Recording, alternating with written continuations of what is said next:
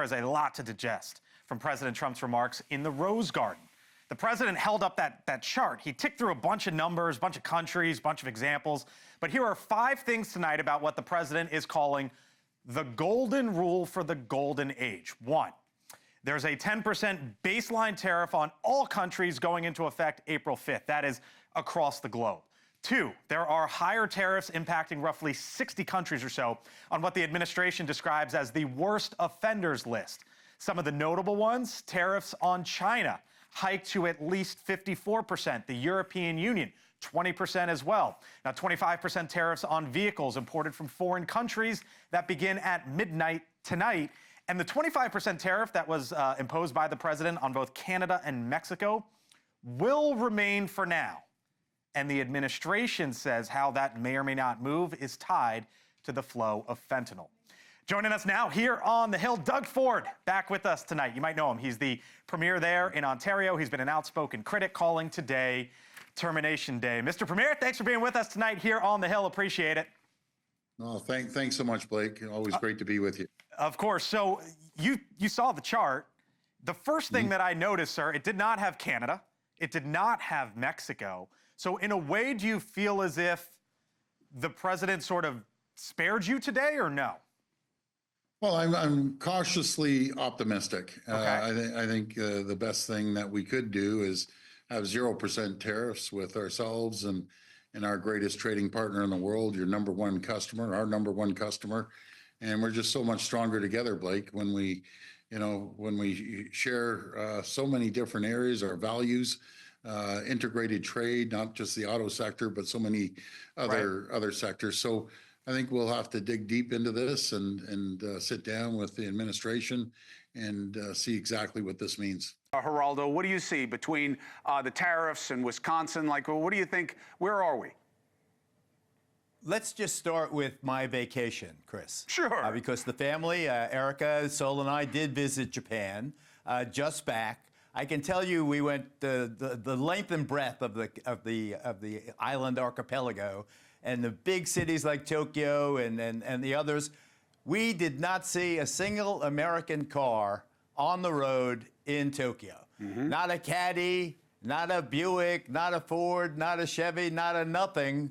We have plenty of Toyotas here in my neighborhood and around the country. So why is that? Now, I have an innate sense that there's something unfair going on vis-a-vis the American consumer. Now, I heard O'Reilly say that the numbers, give or take, don't really matter, that the experts will figure it out one way or the other. But I think that if these numbers are correct, or some fraction of them, if the trend is correct, if there's not an essential lie being told here, and if we are getting screwed by these foreign producers, then I think it is fair. If the reciprocal tariff, the key word is reciprocal. If they're screwing us, we've got to tax them at least. And he's saying, President Trump, that half is about the right amount. Well, right. I don't know. The experts have to determine that, but I just think that there's it smells something rotten. But what I don't get, Bill, what I don't get that you guys are saying is, what part of you're going to pay for these tariffs do you not get? And that's why people are worried about them.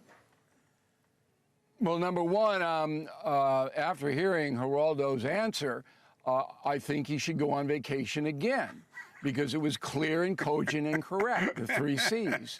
So, Geraldo, thank you very much. Maybe Australia, okay? You're not going to see too many American cars down there either. Number 2, I'm not going to be affected by the tariffs, CUOMO, because I have an American car that I like, and I'm never buying a foreign car. I never have, and I never will. Okay, so they can raise Mercedes-Benz up to $300,000, and I don't care because I'm buying American. I'm buying American hats. We have not woke hats on BillO'Reilly.com. I'm buying the Chinese, all right? I'm buying everything American. Now, there are people who say, oh, the American companies are going to see the price rises in the foreign goods, and they're going to rise their prices as well. Possible. It's capitalism. Can't stop it. But I am a value shopper. And I will go in and I know, what things used to cost and what I believe is a fair price. So if Americans discipline themselves, all right, and I don't think there's a tariff on American-made Chinese food, which is obviously the most important thing, and particularly if you live in New York, you're not going to get hosed. I don't think too many people are going to get hosed. And eggs here on Long Island, down 50%. Gas down $1. Not because of tariffs. So, hey, no, I'm saying that prices in America are coming down. You and I have talked about this on air and off air before. I am out of the Donald Trump is definitely wrong business because the guy has defied the rules of political gravity so many times. Okay, so let me say that. With that said, caveat noted, I'm kind of with you that politically, in my mind, this is dumb. It doesn't matter if you're a Republican, Democrat, you don't care about the two parties.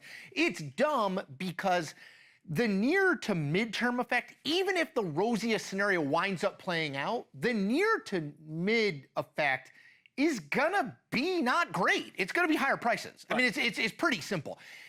Now, Donald Trump's timeline is different than congressional Republicans' timeline, right? Donald Trump's timeline is, in theory, the end of 2028. It's a legacy it's move. his legacy, right? Exactly. Yeah. But, you know, if you're a congressional Republican, let's say you're North Carolina, you're Tom Tillis, right? We're in a state textile manufacturing. You are on the ballot in 2026. So if this is a long play that in the end of 2027 starts to come to fruition, that doesn't help you. So politically for the Republican Party, it's strategically dumb if you are trying to hold the House and keep the Senate in 2026. But this is your I don't care thing.